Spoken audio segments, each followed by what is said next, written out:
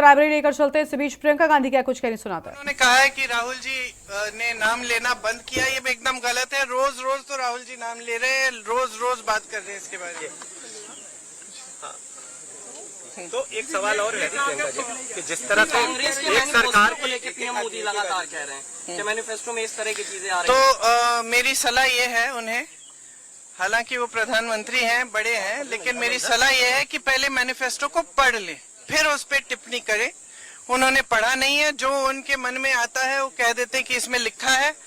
ये सारी चीजें जिनकी बात ये कर रहे हैं वो लिखी नहीं है। राहुल जी और अखिलेश जी को शहजादे कह रहे हैं। दीदी स्मृति ईरानी कह रही है कि मैं चुनौती देती हूँ राहुल गांधी, प्रियंका गांधी को कि कोई भी खड़े हो जाए और हमारा प्रवक्ता खड़ा हो जाएगा, बीजेपी का मुद्दों पे बात करें। मुद्दों पे बात नहीं कर रहे हैं आप। हम मुद्दे पे बात नहीं कर रहे हैं, लेकिन आप तो देख रहे हैं कि रोज रोज मुद्दों पे बात कर रहे हैं। वो लोग पता नहीं क्या क्या कह रहे हैं और क्या चुनौती है। रोज रोज तो मैं मुद्दों पे ही बात करती हूँ। महंगाई, बेरोजगारी, इन पे कौन बात कर रहा है? बीजेपी में कोई नहीं कर रहा है। ये एकदम झूठ है। ये बिल्कुल कांग्रेस पार्टी ने कह दिया है, बहुत बार कहा है कि जो निर्णय आएगा उसका सब आदर करेंगे, और यही किया है हमने और आगे भी करेंगे। ऐसी कोई बात नहीं है। कोई प्रेस कॉन्फ्रेंस नहीं आ पा रही है, लगातार आरोप लग रहे हैं। क्या इंडिया गठबंधन ने कह दिया है बहुत बार, सब नेताओं ने कहा है कि ऐसी जब परिस्थिति बनेगी तो सब इकट्ठे बैठ के तय करेंगे। भैया अब आपने बात पूछ लिया। अब लोग मुस्लिम पॉपुलेशन के बढ़ने की बात हो रही है और भारतीय जनता पार्टी के जो नेता है, मैं आपसे पूछना चाहती हूँ कि आप लोग मीडिया के हैं, ठीक है, आपका धर्म ये होना चाहिए कि चुनाव के समय आप उन मुद्दों की बात करें जिनसे जनता के जीवन जिनसे जुड़ा है। आप ये सारे मुद्दे उठाते हैं जो बीजेपी के नेता चाहते हैं कि आप उठाएं, ठीक है। ये मुद्दे नहीं है। मुद्दे हैं बेरोजगारी, मुद्दा है महंगाई, मुद्दा है महिलाओं पे जो अत्याचार हो रहे हैं, मुद्दा है कि किसानों के साथ क्या हो रहा है, किसान क्यों कमा नहीं पा रहा है खेती से, उनके लिए क्या किया है सरकार ने, ये है मुद्दा। लेकिन गिरिराज सिंह कांग्रेस को दोष दे रहे हैं इसके लिए। किसी को भी कुछ भी बोल दें, ये लोग तो कुछ भी बोल दें, रोज रोज कुछ नया बोलते हैं, अपने आप कोई मुद्दा निकालते हैं, आप लोग उसको उछाल देते हो, क्योंकि आप भी जो उनका वो कहते हैं आप वही करते हो।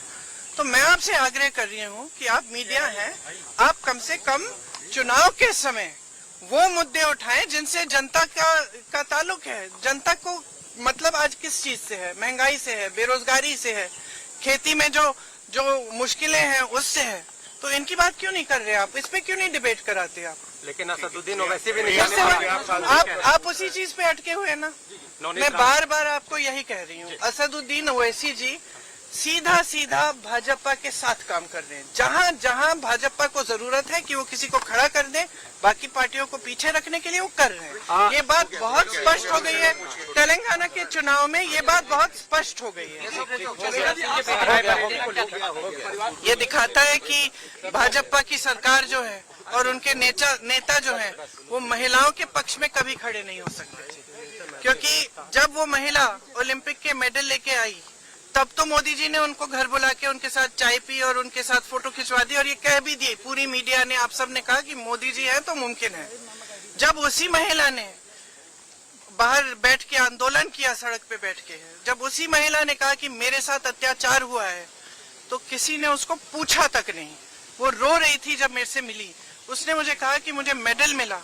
मैंने सोचा था कि अगर मैं बैठूंगी तो कम से कम मेरी सुनवाई होगी, कोई तो सुनेगा, लेकिन सरकार में किसी ने नहीं सुना। और आज ये परिस्थिति है कि कि उनके बेटे को टिकट मिल गया है चुनाव में। तो ये स्पष्ट हो गया है कि महिलाओं के अत्याचार की बात, महिलाओं के आरक्षण की बात, ये सब चीजें जो जब ये लोग कहते हैं कि हम खड़े हैं महिलाओं के लिए या हम आरक्षण दिलवा रहे हैं, तो ये सब उनके लिए चुनावी जुमले हैं, बस इससे ज्यादा कुछ नहीं है।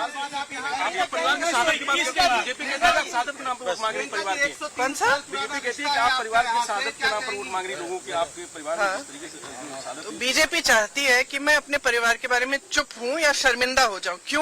क्यों शर्मिंदा होंगी मैं अपने परिवार के बारे में? गर्व है मुझे अपने परिवार पे, गर्व है मुझे इंदिरा जी पे, जिन्होंने इस देश के लिए इतना कुछ किया, जिन्होंने जिन्होंने पाकिस्तान को तोड़कर बांग्लादेश बनाया। गर्व है मुझे इंदिरा जी पर कि उनकी शहादत हुई इस देश के लिए। राजीव जी के ऊपर गर्व है मुझे कि उनकी शहादत हुई। क्यों नहीं बोलूंगी? मैं क्या चुप रहूं और इनको गालियां देने दूं? और ये सुबह से शाम तक सिर्फ ये कहते हैं कि इंदिरा जी जैसी शहीद, राजीव जी जैसे शहीद देशद्रोही थे। मैं चुप रहूं? कैसे चुप रहूंगी? मेरी दादी थी, मेरे पिताजी थे, क्यों चुप रहूं? प्रियंका जी, 103 साल पहले नेहरू जी यहाँ आए थे, सैकड़ों किसानों की शहादत हुई थी। जी। 103 साल पुराना रिश्ता हो गया है। जी। आज आप कैसे देखती हैं 100 साल के रिश्ते? देखिए, मैं बार बार ये अपने भाषणों में भी कहती हूँ कि बाहर से ऐसे लगता है, और आप लोग खूब इस बात को कहते हैं कि ये परिवारवाद है और गांधी परिवार है तो यहाँ पे कोई भी वोट दे देगा गांधी परिवार के नाम। आपने अभी कहा शहादत के नाम। मेरा तो इसका एकदम विपरीत मेरी सोच है।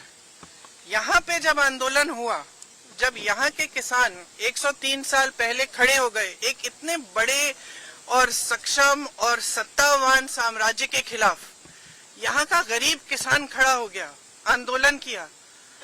तब उस आंदोलन के बारे में सुन के मेरे परिवार, मेरे पूर्वज, मेरे परिवार के सदस्य यहाँ आए।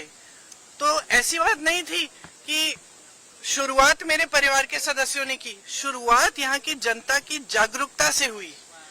यहाँ की जनता खींच के ले आई उन्हें यहाँ, और तब से ये रिश्ता शुरू हुआ और आज तक ये रिश्ता कायम है। मैं इस नजरिए से देखती हूँ कि एक प्रेम का और श्रद्धा का रिश्ता है दोनों तरफ से।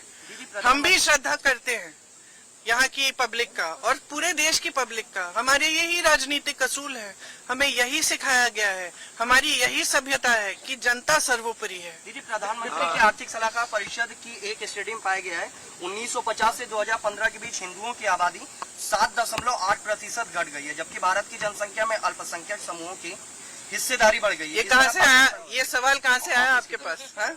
ऑफिस की तरफ से ना? ऑफिस को बोलो प्रियंका जी पूछिए किसने भेजा उन्हें।